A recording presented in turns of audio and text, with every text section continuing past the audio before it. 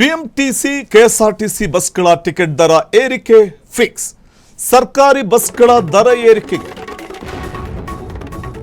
ಈಗಾಗಲೇ ಸಮಿತಿಯನ್ನ ರಚನೆ ಮಾಡಲಾಗಿದೆ. ಸರ್ಕಾರಿ ಬಸ್ಗಳ ದರ ಏರಿಕೆಗೆ ಸಮಿತಿಯನ್ನ ರಚಿಸಲಾಗಿದೆ. ನಿವೃತ್ತ ಐಎಎಸ್ ಅತುಲ್ ಕುಮಾರ್ ತಿವಾರಿ ಅಧ್ಯಕ್ಷತೆಯಲ್ಲಿ ಸಮಿತಿಯನ್ನ ರಚನೆ ಮಾಡಲಾಗಿದೆ. ಸಮಿತಿ ರಚನೆ ಮಾಡಿ ಆದೇಶ ಹೊರಡಿಸಿದೆ ಸರ್ಕಾರ. ಅಂದ್ರೆ ಬಸ್ ದರ ಏರಿಕೆಗೆ ಈಗಾಗಲೇ ಸಾರಿಗೆ ನಿಗಮಗಳು ಪಟ್ಟು ಹಿಡಿದಿರೋದ್ರಿಂದ ಟಿಕೆಟ್ ದರ ಏರಿಕೆ ಆಗುತ್ತೆ. ಆದ್ರೆ ಎಷ್ಟು ಏರಿಕೆ ಮಾಡಬೇಕು ಅನ್ನುವಂಥದ್ದು ಆ ಬಗ್ಗೆ ವರದಿ ನೀಡೋದಕ್ಕೆ ಸೂಚನೆ ನೀಡಲಾಗಿದೆ. 44% ಟಿಕೆಟ್ ದರ ಏರಿಕೆಗೆ ಚಿಂತನೆ ಕೂಡ ನಡೆದಿದೆ ಅನ್ನುವಂಥ ಒಂದು ಮಾಹಿತಿ ಲಭ್ಯವಾಗ್ತಾ ಇರುವಂಥದ್ದು.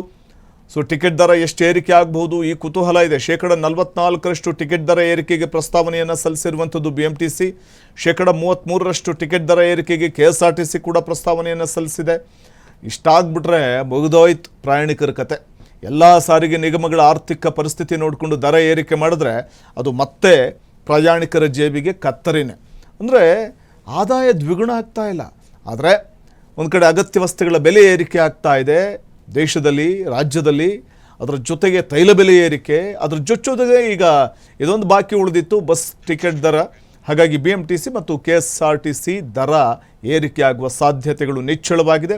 ಬಿಎಂಟಿಸಿದು 44% ದರ ಏರಿಕೆಯ ಒಂದು ಪ್ರಸ್ತಾವನೆಯನ್ನು ಬಿಎಂಟಿಸಿ ಮುಂದಿಟ್ಟಿದ್ರೆ, ಮತ್ತು ಕೆಎಸ್ಆರ್ಟಿಸಿ ಪ್ರಸ್ತಾವನೆ 33% ಟಿಕೆಟ್ ದರ ಏರಿಕೆಗೆ ಪ್ರಸ್ತಾವನೆ ಸಲ್ಲಿಕೆ ಮಾಡಲಾಗಿದೆ. ಎಲ್ಲ ಸಾರಿಗೆ ನಿಗಮಗಳ ಆರ್ಥಿಕ ಪರಿಸ್ಥಿತಿ ನೋಡಿಕೊಂಡು ದರ ಏರಿಕೆ ಮಾಡಿದ್ರೆ ಅದು ಪ್ರಯಾಣಿಕರ ಜೇಬಿಗೆ ಕತ್ತರಿ ಬೀಳೋದಂತೂ ಗ್ಯಾರಂಟಿ.